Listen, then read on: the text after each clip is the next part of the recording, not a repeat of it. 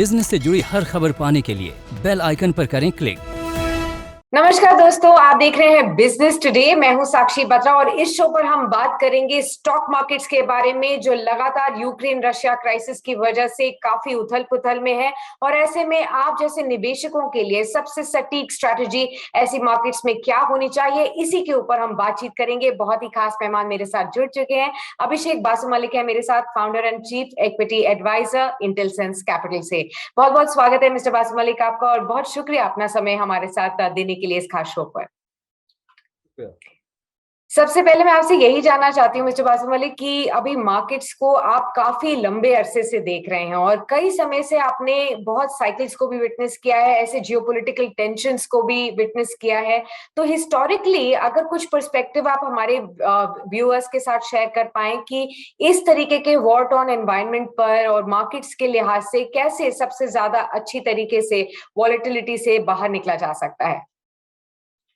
तो पहली चीज हमको जो ये समझना है कि वॉर सिचुएशंस ये पहली बार नहीं है। लास्ट 20-30 साल में हमने काफी सारे ऐसे सिचुएशंस देखे हैं। कुवैत का हमने वॉर देखा है, उसके बाद अफगानिस्तान में देखा है, उसके बाद कई सारे देखे हैं हमने। और इनफैक्ट इंडिया में भी हमने देखे हैं, कारगिल का वॉर देखा है जी। और हम जब उस दौर से गुजरते हैं, उस वक्त से गुजरते हैं, तब हमको लगता है कि बहुत कुछ हो रहा है। और क्योंकि न्यूज़ फ्लो वैसे आते रहता है जी। चारों तरफ से हमको अखबार में हम वही देखते हैं, टीवी में भी वही देखते हैं, और वो हमको हमेशा हमारे दिमाग में वही घूमता है कि ये इतना खराब हो रहा है, क्या हो रहा है। लेकिन अगर हम थोड़ा वक्त देते हैं उसको, तो हमको ये समझ में आता है कि ठीक है, ये एक वॉर हुआ था और उसके बाद आम आदमी का जो जिंदगी है वो वापस नॉर्मल अपना एक रूट पे चला जाता है। Unless you are directly impacted by the war. अगर आप खुद इम्पैक्ट हो जाते हैं तो वो अलग बात है। बट आम निवेशक जो हमारे जैसे इंडिया में जो है अभी डायरेक्टली इम्पैक्टेड नहीं है। तो उस हिसाब से अगर हम देखें तो जब ये खत्म हो जाएगा, आज नहीं तो कल, हो सकता है 1 हफ्ता 2 हफ्ता चले, उसके बाद ये वॉर खत्म हो जाएगा। और उसके बाद उसके एक महीने बाद शायद हम हमको याद भी ना रहे कि एक वॉर हुआ था, भूल जाएंगे, कुछ नया आ जाएगा न्यूज साइकिल में। तो उतना परेशान होने की जरूरत नहीं है। वो एक इम्पॉर्टेंट चीज है। दूसरा और एक जो इम्पोर्टेंट ये है कि एक युद्ध होता है तो उसका इम्पैक्ट होता है, स्पेशली अगर कोई बड़ा देश है जैसे रशिया है, तो काफी सारे इम्पैक्ट है। ऑयल एंड गैस मार्केट में इम्पैक्ट होगा, तो ये सारे इम्पैक्ट्स हैं। बट अगेन ये सारे इम्पैक्ट शॉर्ट टर्म होते हैं। लॉन्ग टर्म में उसका कितना इम्पैक्ट होता है वो हमको देखना है, वो बताना आज के डेट में बहुत मुश्किल है जी। इसी के साथ मैं ये भी पूछना चाहूंगी कि ऐसे समय पर आप इन्वेस्टर्स को क्या सलाह दे रहे हैं, जो अभी हम मार्केट्स में करेक्शन देख रहे हैं और ऑलरेडी अपने रिकॉर्ड हाई से मार्केट्स 15 से 20% के बीच में नीचे गिर चुके हैं। ऐसे सिनेरियो में क्या इस डिप को खरीदना चाहिए या फिर कुछ डस्ट सेटल होने के बाद जहां क्लैरिटी इमर्ज हो तभी मार्केट में एंटर करना चाहिए? ये सवाल उतना आसान नहीं है इसका उत्तर देना, क्योंकि एक तो ये है कि अगर हम देखें, ये मार्केट जो गिर रहा है ये युद्ध के वजह से नहीं गिर रहा है। लास्ट 3-4 महीने के बाद से अगर हम देखें, शायद पेटीएम आईपीओ आने के बाद से ही मार्केट थोड़ा थोड़ा करके नीचे जा रहा है। अब हम आज ये सोच सकते हैं कि ये एक्सप्लेन कर सकते हैं कि हाँ, एफआईआई सेलिंग हो रहा है या ये हो रहा है वो हो रहा है, इसके वजह से मार्केट नीचे जा रहा है। बट फैक्ट ये है कि मार्केट लास्ट 3-4 महीने से नीचे जा रहा है। अब उसका कारण यह है कि शायद वैल्यूएशन ज्यादा था। आज के डेट में ग्लोबल इन्वेस्टर्स जो हैं उनको ये लगता है कि इन्फ्लेशनरी एनवायरनमेंट होगा, जो सेंट्रल बैंक्स ने लिक्विडिटी डाला हुआ था वो निकल जाएगा, इंटरेस्ट रेट्स बढ़ जाएंगे। तो there has been continuous selling. तो वो सेलिंग खत्म होगा कब होगा ये नहीं पता। आज के डेट में जैसे हमने अभी देखा है कि म्यूचुअल फंड्स से इन्वेस्टमेंट्स आज भी लगातार आ रहा है, इंडियन डोमेस्टिक इन्वेस्टमेंट्स से। तो इसका मतलब यह है कि इन्वेस्टमेंट्स हो रहे हैं। एग्जैक्ट बॉटम कॉल करना या मतलब शॉर्ट टर्म में क्या होगा वो बोलना बहुत मुश्किल है। बिल्कुल। मेरा सेंस ये है कि we are probably closer to the bottom. Okay. थोड़ा बहुत इधर उधर हो सकता है, बट टाइम इस रेंज में हम लोग शायद कुछ और दिन हफ्ते गुजार सकते हैं, उसके बाद देखेंगे। बट अभी तो सलाह मेरा ये रहेगा कि आप कॉशियसली रहिए और प्लान्ड वे में आप इन्वेस्ट करते रहिए। ओके, तो मैं आपसे यही जानना चाह रही थी कि इस समय सबसे बेहतर जगह कौन सी होगी निवेश के लिए? क्या लार्ज कैप्स की तरफ निवेशकों को थोड़ा झुकाव करना चाहिए, या फिर क्योंकि मिड कैप और स्मॉल कैप्स में कई जगह 40 से 50% तक का भी करेक्शन हो चुका है, तो यहाँ पर बार्गेन हंटिंग के कुछ ऑप्शंस मिलेंगे? कहाँ पर आपको लगता है इन्वेस्टर्स को फोकस करना चाहिए? पहली बात तो मुझे ये लगता है कि ये मतलब मार्केट कैप पे फोकस नहीं होना चाहिए, क्योंकि क्या है कि ऐसे बहुत छोटी कंपनी है जो अच्छा करते हैं, बड़ी कंपनीज है जो अच्छा नहीं करते हैं। तो ऐसा जरूरी नहीं है कि लार्ज कैप है तो अच्छा है, स्मॉल कैप है तो बुरा है, या उल्टा कि स्मॉल कैप है तो अच्छा है, लार्ज कैप है तो बुरा है। तो आपको ध्यान में ये रखना है कि कौन सी कंपनी जिसमें मैं निवेश कर रहा हूं उसका बिजनेस कैसा है, वो अपना अर्निंग्स बढ़ा पाएंगे कि नहीं इस सिचुएशन में, ये सिनेरियो में, वो चीज आपको ध्यान रखना है। उसका साइज उतना मैटर नहीं करता जितना कि उसका बिजनेस अर्निंग्स मैटर करता है। तो उस पे ध्यान दीजिए और ये देखिए कि जो बिजनेसेस पे आप इन्वेस्ट करना चाहते हैं वो किस तरह का बिजनेस है, जो जैसे कि कोई डिफेंसिव्स है या जो अपना प्राइस पास ऑन कर सकते हैं, जी, वो बिजनेसेस आर मोर इम्पोर्टेंट मेरे हिसाब से।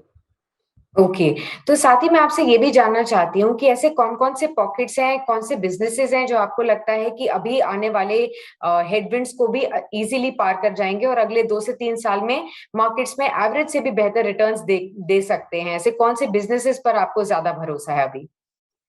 मुझे ऐसा लगता है कि अगर आप इमीडिएट शॉर्ट टर्म को छोड़ दें तो जैसे pharma as a sector, IT, capital goods हो गया, इंजीनियरिंग, रियल एस्टेट, ये सारे सेक्टर्स मेरे हिसाब से अच्छा करना चाहिए, क्योंकि all of these have tailwinds. उनको काफी अर्निंग्स ग्रोथ आने का इनमें संभावना है।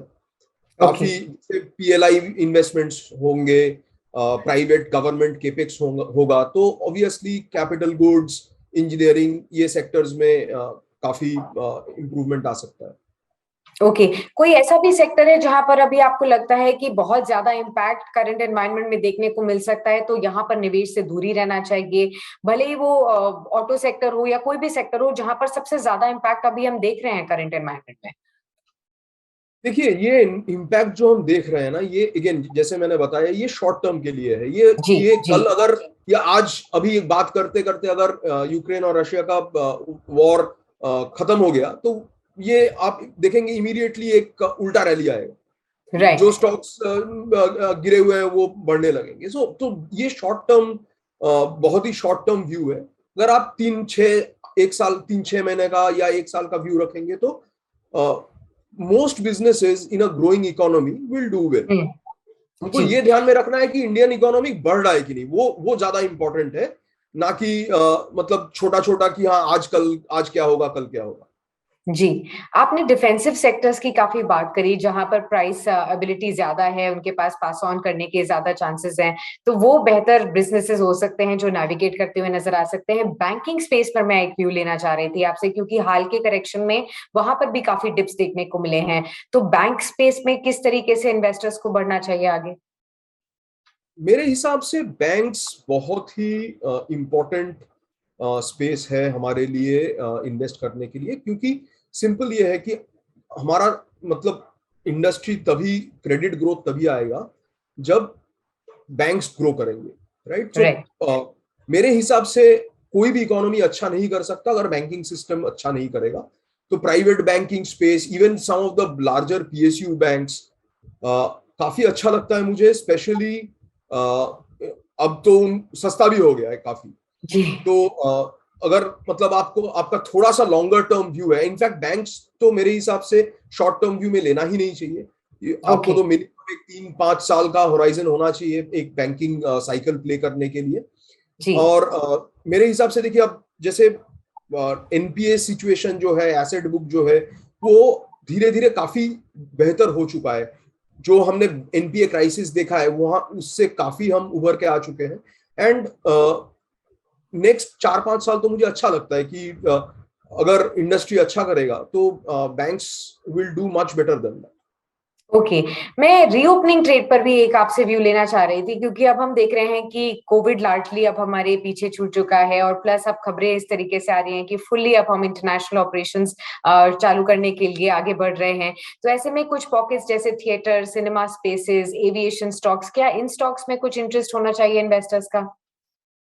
शॉर्ट टर्म टैक्टिकल प्ले आपको करना है तो कर सकते हैं, बट मुझे तो लगता है कि एज बिजनेसेस ये काफी मुश्किल है लॉन्गर टर्म के लिए, क्योंकि इनका इकोनॉमिक्स उतना अच्छा नहीं है, ना कि एयरलाइंस का, थिएटर्स का, सिनेमा थिएटर्स का।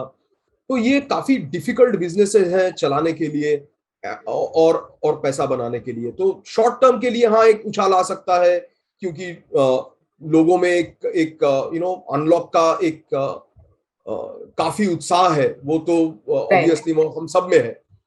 2 साल से या 1.5 साल से लोगों ने मूवीज में थिएटर में मूवीज नहीं देखे, तो वो एक इंटरेस्ट है। बट वो कितना दिन चलेगा? 2 महीना, 3 महीना, 4 महीना, उसके बाद तो फिर it will mean revert. Right. आखिर में मैं आपसे एक फर्स्ट टाइम इन्वेस्टर्स के लिए भी सलाह लेना चाहूंगी, जो लोग मार्च 2020 क्रैश के बाद एंटर किए स्टॉक मार्केट्स में और इनफैक्ट पहली बार शायद इतना शार्प करेक्शन मार्केट्स में देख रहे हैं, तो उनके लिए आपकी क्या सलाह है और कैसे उनको आगे बढ़ना चाहिए अपने निवेश को लेकर?